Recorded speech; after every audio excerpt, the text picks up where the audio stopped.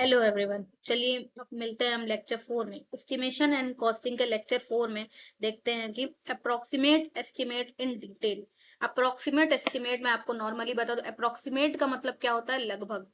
तो कोई भी चीज जो डिटेल्ड नहीं है, हमें एक एक तरीके से पता नहीं है, हम जैसे लगभग अनुमान लगाते हैं, वो अप्रोक्सीमेट एस्टिमेट में आ जाएगा। ठीक है, अब चलिए इसको डिटेल में पढ़ते हैं कि अप्रोक्सीमेट एस्टिमेट के क्या क्या पार्ट्स हो सकते हैं, किस तरह उन्हें हम समझ सकते हैं। चलिए देखते हैं। प्रीलिमिनरी और अप्रोक्सीमेट एस्टिमेट। प्रीलिमिनरी मतलब प्रीलिमिनरी से क्या मतलब है? पहले जो बनाया हुआ।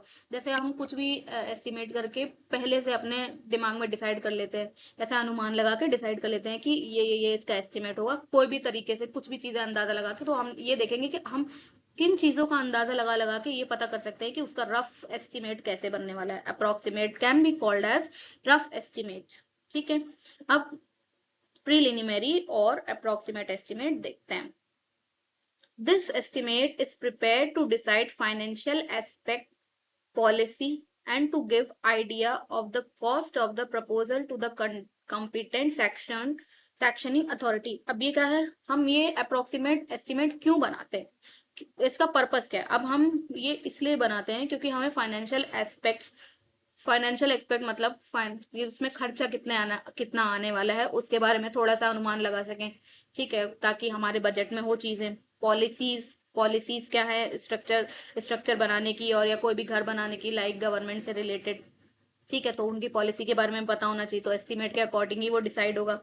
ठीक है, to give idea of the cost of the proposal to the competent sanctioning authority, ताकि हम किसी भी गवर्नमेंट अथॉरिटी को, PWD department, JDA KDA normally जो होती हैं, कोई भी गवर्नमेंट अथॉरिटी को ये बता सके कि हम जो स्ट्रक्चर बना रहे हैं उसमें कितना खर्च अप्रोक्सीमेट आएगा। तो हम जब प्रपोजल लेंगे कॉस्ट का, मतलब मान लो लोन ले रहे हैं या कोई भी काम कर रहे हैं, अपना घर बन किसी भी तरीके से अपना घर अगर बनवा रहे हैं या कोई भी स्ट्रक्चर बनवा रहे हैं, तो उसके लिए भी हमें एक अप्रोक्सीमेट एस्टिमेट चाहिए कि पता लगे कि कितना खर्च होगा। तो तभी आप आगे गवर्नमेंट अथॉरिटीज को लीगली प्रपोजल भेज सकते हो, लीगली आप फॉरवर्ड कर सकते हो ना। तो उसके लिए अप्रोक्सीमेट एस्टिमेट की जरूरत होती है।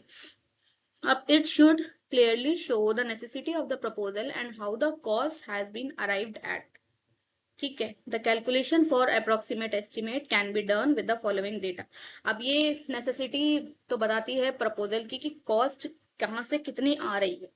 ठीक है, हमें मेनली अंदाजा लग जाएगा कि भाई इतना बजट है हमारा, इतने में खर्च होगा, तो उतना ही हम कर पाएंगे। ठीक है, तो वो तो हमें पता होना चाहिए ना पहले कि भाई हम बजट कर हमारे बजट में है ये स्ट्रक्चर बनवाना कि नहीं। तो उसके लिए हम एक अप्रोक्सीमेट एस्टिमेट रेडी करवाते हैं। अब अप्रोक्सीमेट एस्टिमेट की कैलकुलेशन के लिए कुछ डेटा जरूरी। The data can be had from a similar construction already complete in the nearby area executed by the department। अब डेटा जो है वो कुछ ऐसे ले सकते हैं कि सिमिलर कंस्ट्रक्शन, जो उसके जैसा कहीं ऐसा कंस्ट्रक्शन हुआ हो, तो वहां से आप अप्रोक्सीमेट डेटा ले सकते हो कि हाँ ऐसा ऐसा हमारा भी स्ट्रक्चर है, अप्रोक्सीमेट इसी की तरह मिलता जुलता है। तो इसमें जितना खर्चा आया हम उसी एरिया के पास उसी की तरह हम उसको डिसाइड कर सकते हैं, डिपार्टमेंट से लेके। जैसे डिपार्टमेंट से कोई ऐसे रेफरेंस में जो एरिया जो मिल जाते हैं स्ट्रक्चर की, भाई इस स्ट्रक्चर में ऐसा खर्चा आया था, तो हमारा स्ट्रक्चर इससे रिलेटेड है, तो इसमें भी उतना ही खर्चा आएगा। ये एक तरीका हो गया।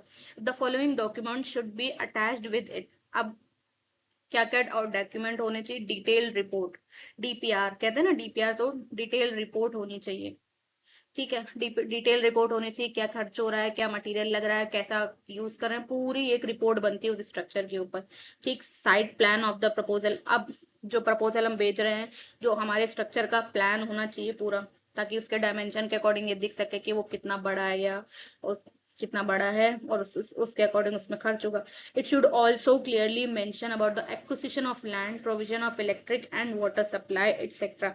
उसमें मेंशन क्लियरली होना चाहिए कि लैंड में कितना, जो हम जमीन का है उसका खर्च कितना है, इलेक्ट्रिसिटी और वाटर सप्लाई में कितना कितना खर्च हो रहा है, हर एक चीज उसमें मेंशन होगी। मैंने कहा ना, डिटेल रिपोर्ट बनती है। आगे देखते हैं types of approximate estimate. Plinth area method. अब अप्रोक्सीमेट एस्टिमेट के क्या क्या टाइप हो सकते हैं, हम कैसे कैसे बना सकते हैं? प्लिंथ एरिया मेथड से बना सकते हैं, क्यूबिकल कंटेंट से मेथड से बना सकते हैं, यूनिट कॉस्ट और सर्विस यूनिट मेथड से बना सकते हैं, टिपिकल बे मेथड से बना सकते हैं, कारपेट एरिया मेथड से बना सकते हैं, और रफ क्वांटिटी मेथड से बनाते हैं।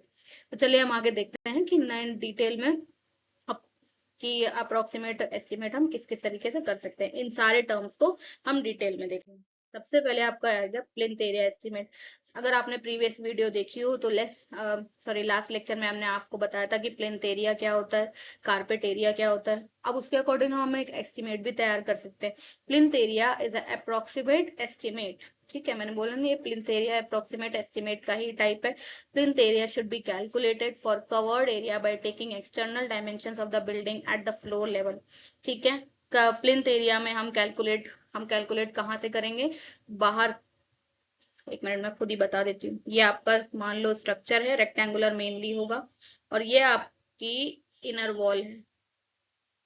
ठीक, तो जो भी आप डायमेंशन लोगे यहाँ से यहाँ तक, एस्टिमेट बनाने के लिए जब एरिया बनाओगे ना, तो पूरा यहाँ से यहाँ तक जाएगा वो, यहाँ तक। ठीक, 40 yard and other open area, 40 yard and other open area should not be included. मैंने लास्ट वीडियो में आपको बताया था डिटेल में कि एक एक चीज क्या क्या प्लिंथ एरिया में आ सकता है, क्या क्या प्लिंथ एरिया में नहीं आ सकता। 40 यार्ड मतलब आंगन और कोई भी है ओपन एरिया प्लिंथ एरिया में इंक्लूड नहीं होगा, उसका एस्टिमेशन अलग होगा, उसको अलग रखेंगे, नहीं करेंगे उसको उसमें plinth area में calculate. For multi storeyed building plinth area for each story is determined separately.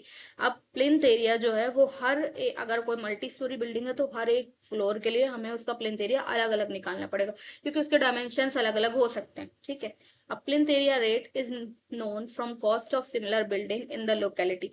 Plinth area जो है लोकेलिटी में अगर मान लो ऐसी कोई सिमिलर बिल्डिंग है तो आप उससे भी पता कर सकते हो कि इस बिल्डिंग में, मैंने पहले भी आपको बताया कि हम ऐसे अप्रोक्सीमेट कर सकते हैं सिमिलर बिल्डिंग स्ट्रक्चर देख के कि अगर लोकेलिटी में कोई ऐसी सेम बिल्डिंग बनी है तो उसको पता होगा ना कि उसमें उस लोकेलिटी में बनने वाले लैंड की वैल्यू क्या है, उस लोकेलिटी में बनने वाले स्ट्रक्चर और हर चीज की वैल्यू तो लोकेलिटी पर डिपेंड करती ही है भाई, कि कंट्री साइड है कैसा है, कि सिटी साइड है, तो उस पर डिपेंड करेगी उसकी वैल्यू, चाहे वो आपकी लैंड की वैल्यू हो, चाहे वो water supply, anything, cost, source, material, है ना, तो हर चीज वो उसमें इंक्लूड हो जाएगी। अब approximate cost of the building equal to plinth area rate per metre square into plinth area.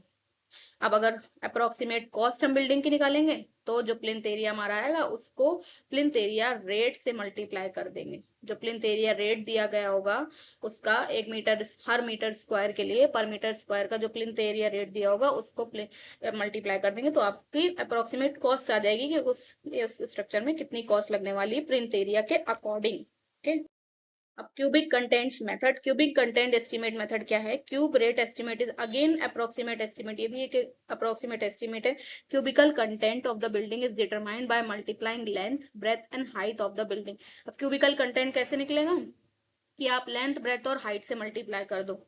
ठीक है, तो ये क्यूबिकल कंटेंट आ जाएगा, तो ऑब्वियसली वॉल्यूम टाइप ऐसे आ जाएगा। फिर external length and breadth at the floor level are calculated for the purpose. Mainly आप एक्सटर्नल लेंथ एंड ब्रेथ ही कैलकुलेट करोगे, क्योंकि आप जब नीचे देखो एरिया तो है वो मेनली प्लान से ही कैलकुलेट होता है कि नहीं? जो एस्टिमेशन बनता है वो प्लान से ही होता है, लेकिन जब आप अ, हाँ, तो उनके लिए हमें लेंथ और ब्रेथ की ही जरूरत है। मेनली एस्टिमेशन के लिए आपको लेंथ और ब्रेथ की ही जरूरत है, हाइट की आप जरूरत तब देखोगे जब आप आगे बोलते हो ना, जो डिजाइन ऑफ मैसोनरी स्ट्रक्चर जो सब्जेक्ट होता है उसमें आप फ्लोर बाय फ्लोर जो अलग अलग होंगे उनके अकॉर्डिंग देखोगे, तब चीजें अलग हो जाएंगी, थोड़ा सेक्शन अलग हो जाएगा, एलिवेशन अलग हो जाएगा, फुटिंग्स हो जाएंगी उनमें, तो उनमें ज्यादा हाइट की जरूरत पड़ेगी, लेकिन मेनली प्लान का एस्टिमेशन हम एरिया के थ्रू कर सकते हैं। ठीक है ना, मैं जैसे बोला कि height should be taken from the floor level to the top of roof. अब मेनली तो पर्पस के लिए लेंथ ऑफ ब्रेथ ही कैलकुलेट होती है, लेकिन जब हाइट कैलकुलेट करेंगे तो फ्लोर लेवल से लेके रूफ के टॉप तक लेंगे उसको। ठीक है, ये मैं आपको पहले ही थ्योरी में रूल्स बता रही हूँ ताकि आगे जब हम न्यूमेरिकल कराएंगे तो पता होना चाहिए आपको कि कहाँ से कहाँ तक का हमें कहाँ से कहाँ तक की हमें स्ट्रक्चर अपना कंसीडर करना है, कहाँ से कहाँ तक का एरिया कंसीडर करना है। अगर लेंथ और ब्रेथ लेंगे तो क्या होगा और हाइट लेंगे तो क्या होगा। For multi storey building, 1 minute, हाँ, multi storey building height is taken from floor level of any one storey to top of next higher floor level. अब कोई भी अगर मल्टी स्टोरी बिल्डिंग है तो floor level of one storey to the next higher floor level, एक storey का floor level से लेके अगले अगले फ्लोर लेवल तक का हमें पूरा हाइट लेना है। जैसे कि 1 मिनट में बना के दिखाती हूँ। ये मान लो ये आपका फ्लोर एरिया फ्लोर 1 हो गई। ठीक, यहाँ आ गई आपकी फ्लोर 2, तो जो एरिया कंसीडर होगा वो यहाँ से लेके यहाँ तक होगा, यहाँ तक। ठीक, यहाँ तक नहीं होगा। ठीक, और ना यहाँ तक होगा। ठीक है, तो एरिया जो होगा पूरा यहाँ से यहाँ तक कैलकुलेट होगा। Floor level of one storey to another storey to the next higher floor level. Acute rate estimate is more accurate as compare to plinth area. Acute rate estimate is more accurate to the plinth area, क्योंकि उसमें हम plinth area में हम खाली आपके external wall तक length और breadth ही कंसीडर कर रहे थे, लेकिन क्यूबिक कंटेंट में आप हाइट भी कंसीडर कर रहे हो, तो मेनली ऑब्वियसली एक्यूरेसी तो आ ही जाएगी, कम एक्यूरेसी तो आ ही जाएगी एस्टिमेशन में। अब यूनिट कॉस्ट और service unit method. The unit method of estimating is the simplest and quickest method. अब नॉर्मली आपको ऐसे खड़े खड़े या तुरंत ही आपको बता देना है कि सब कि नॉर्मली इसमें कितना खर्च आएगा, तो आप वो मेथड यूज कर सकते हैं, ये यूनिट कॉस्ट मेथड यूज कर सकते हैं, सर्विस यूनिट मेथड।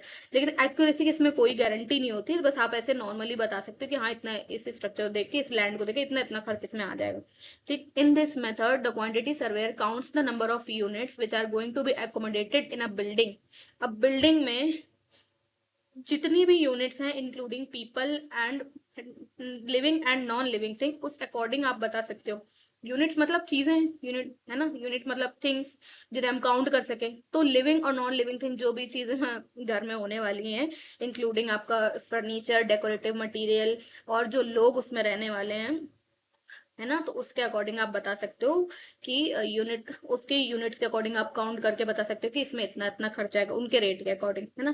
फिर the number is then multiplied by the cost per unit to get the total estimated cost of the project. अब कॉस्ट पर यूनिट उस जगह की जितनी भी होगी उसके एरिया से आप मल्टीप्लाई कर दोगे, तो आपको cost of the project estimation से, एस्टिमेटेड कॉस्ट से मल्टीप्लाई कर दोगे, तो आपको पूरे प्रोजेक्ट की कॉस्ट पता चल जाएगी, है ना। मान लो कुछ एरिया आ रहा है, यूनिट कॉस्ट से लेके आपको उससे कॉस्ट पर यूनिट से मल्टीप्लाई कर देना है। ठीक है, बस, तो आपकी total estimated cost of the project आ जाएगी। अब typical bay method, normally bay method क्या होता है? This method is useful and is generally followed in case of building having several bays. Bays मतलब कह सकते हैं हम, the cost of the one classroom is worked out and then multiplied by the number of bays in that building।